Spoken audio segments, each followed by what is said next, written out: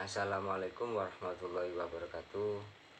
Perkenalkan, nama saya Muhammad Bagus Prianto, biasa dipanggil Bagus dengan NIM T2017-8020 dari kelas biologi 1. Pada kesempatan kali ini saya akan menjelaskan tentang marketing atau pemasaran pada mata kuliah entrepreneur.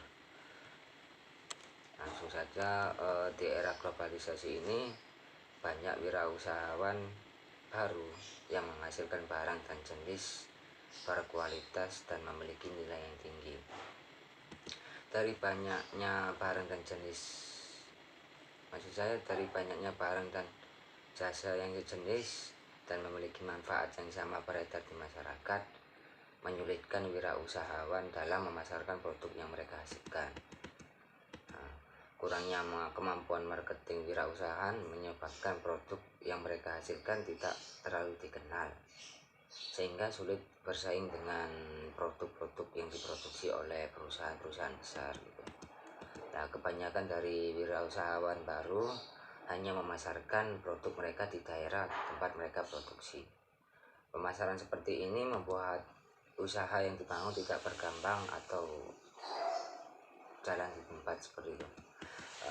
Dilihat dari keadaan tersebut, dalam video ini membahas mengenai marketing plan yang dapat menambah wawasan untuk memasarkan produk di pasar.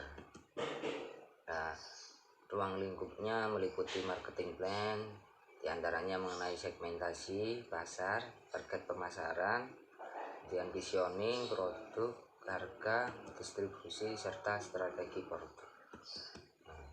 Langsung saja yang pertama yaitu marketing plan, atau dalam bahasa Indonesia itu perencanaan pemasaran. Nah, perencanaan pemasaran adalah penerapan yang sudah direncanakan dari sumber daya pemasaran untuk mencapai tujuan pemasaran. Langsung saja yang pertama yaitu marketing plan atau perencanaan pemasaran.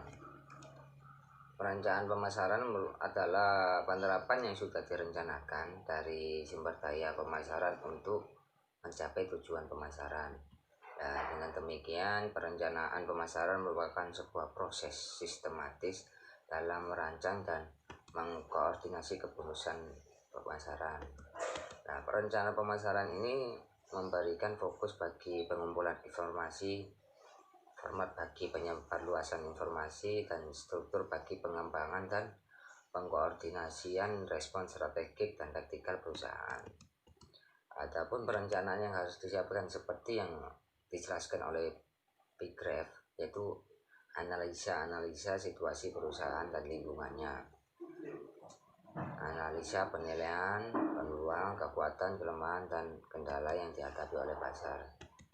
Sebelum menyusun marketing plan, maka wirausahawan harus mengetahui seluk-beluk atau konsep-konsep pemasaran, dan segala informasi telah dikumpulkan, maka wirausaha baru menulis marketingnya.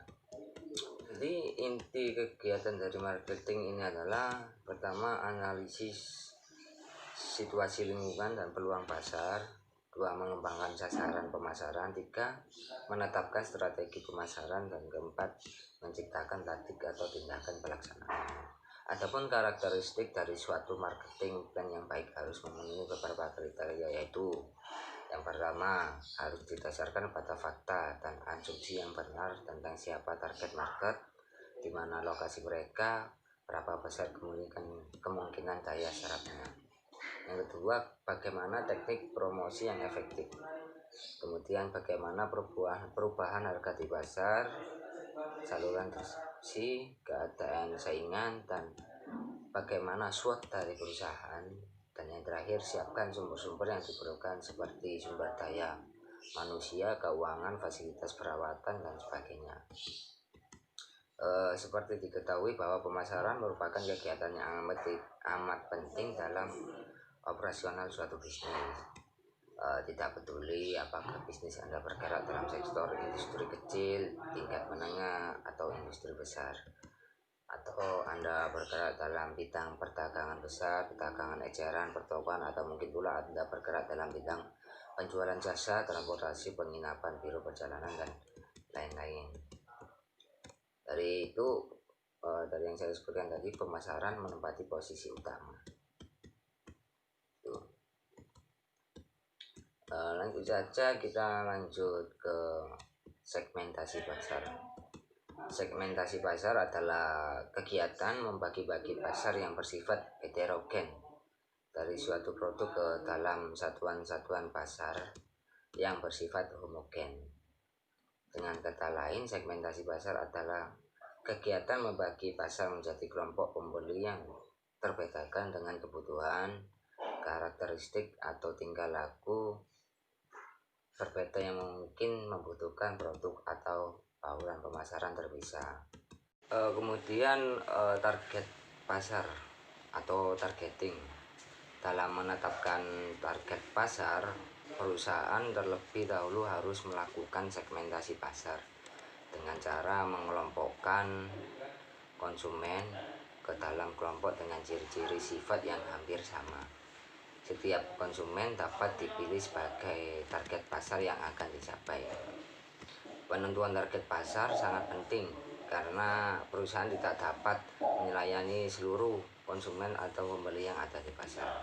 Adapun yang dimaksud dengan target pasar adalah kelompok konsumen yang memiliki ciri-ciri atau sifat hampir sama, atau dengan kata lain homogen, yang dipilih perusahaan dan yang akan dicapai dengan strategi bauran pemasaran atau marketing mix.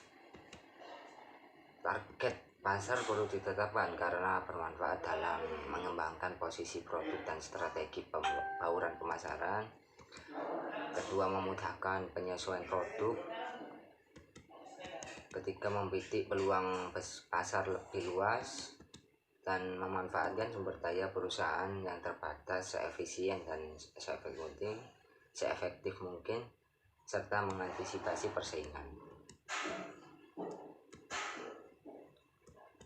Kemudian lanjut ke pemposisian atau positioning. Nah, positioning adalah tindakan perusahaan untuk merancang produk dan pembauran pemasaran agar dapat tercipta kesan tertentu di ingatan konsumen, sehingga dengan demikian konsumen memahami dan menghargai apa yang dilakukan perusahaan dalam kaitannya dengan para pesaingnya. Bagi perusahaan, tindakan untuk meneliti atau mengidentifikasi posisi pesaing dan memutuskan untuk mengambil posisi setara dengan posisi pesaing atau mencari kesempatan dalam pasar. Jika posisi perusahaan itu sendiri dekat dengan pesaing lainnya, perusahaan itu harus menyeleksi dan kemudian mencari perbedaan lebih lanjut melalui perbedaan-perbedaan tersendiri.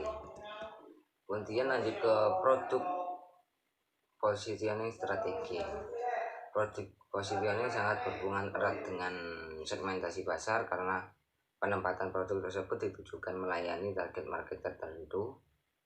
Oleh karena itu, pengertian strategi produk positioning ini sebagai suatu strategi yang digunakan untuk menanamkan citra produk di benak konsumen sehingga produk tersebut terlihat menonjol dibandingkan dengan produk pesaing. Fokus utamanya adalah bagaimana caranya sehingga konsumen mempunyai persepsi yang sama dengan harapan produsen tentang produk yang ditawarkan. Kemudian lanjut, yaitu harga pasar. Istilah harga pasar biasa digunakan dalam kegiatan tukar menukar untuk menyatakan harga sesuatu barang menggunakan satuan uang. Dengan demikian, pengertian harga adalah nilai suatu barang yang dinyatakan dalam satuan uang. Tidak setiap barang memiliki harga, hanya barang ekonomi sajalah yang memiliki harga, sebab untuk memperolehnya memerlukan pengorbanan yang menyebabkan adanya penawaran adalah faktor kelangkaan atau kejarangan. Sehingga barang itu memiliki harga karena barang itu di satu pihak berguna dan di pihak lain.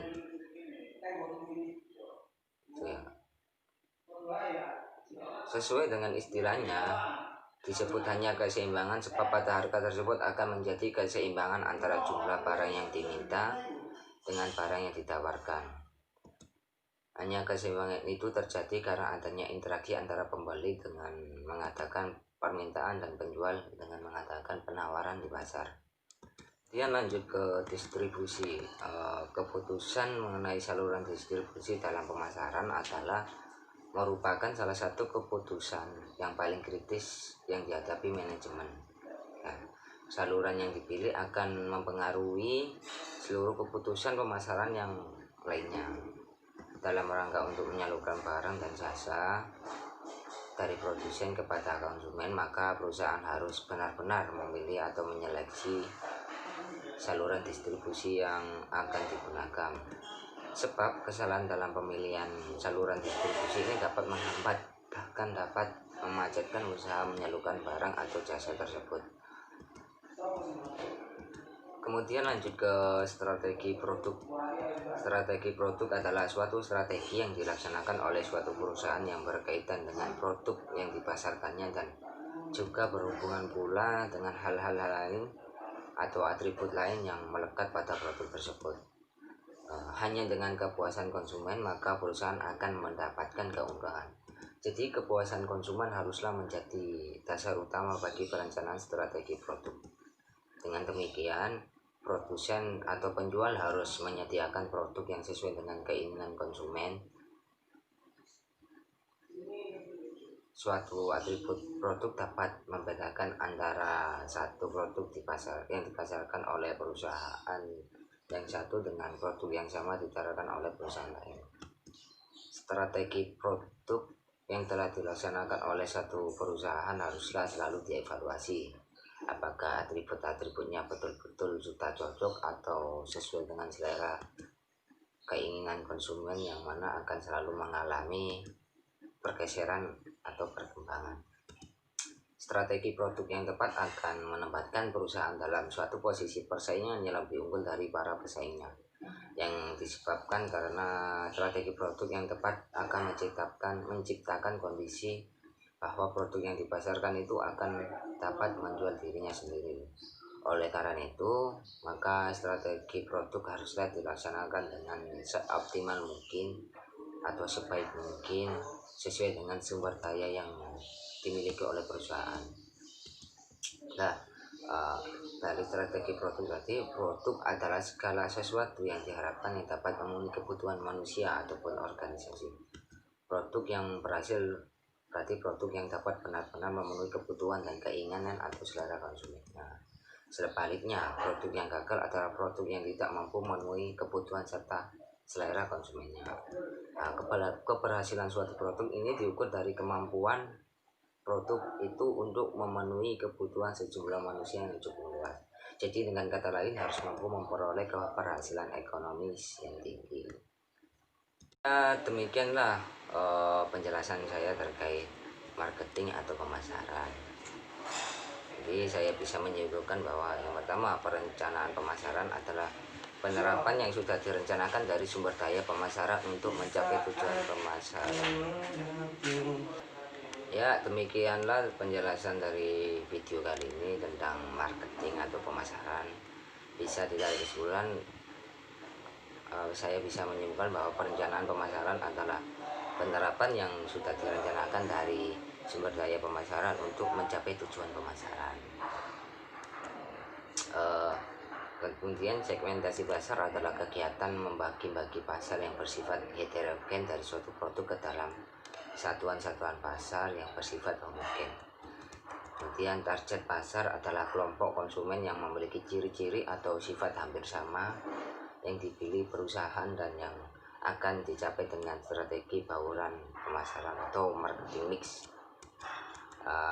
Positioning adalah tindakan perusahaan untuk merancang produk dan pembauran pemasaran agar dapat tercipta kesan tertentu di ingatan konsumen, sehingga dengan demikian konsumen memahami dan menghargai apa yang dilakukan perusahaan dalam kaitannya dengan para pesaingnya. Kemudian pengertian harga adalah nilai suatu barang yang dinyatakan dalam satuan uang. Kemudian keputusan mengalami saluran distribusi dalam pemasaran adalah merupakan salah satu keputusan yang paling kritis yang dihadapi manajemen. Kemudian strategi produk adalah suatu strategi yang dilaksanakan oleh suatu perusahaan yang berkaitan dengan produk yang dipasarkannya dan juga berhubungan pula dengan hal-hal lain atau atribut lain yang melekat pada produk tersebut. Ya, seperti itulah yang bisa saya sampaikan. Apabila ada kurang jelasnya, ketidakjelasan saya berbicara maupun tingkah laku saya, mohon dimaafkan karena manusia adalah tempat salah dan bisa. Akhirul kalam, wassalamualaikum warahmatullahi wabarakatuh.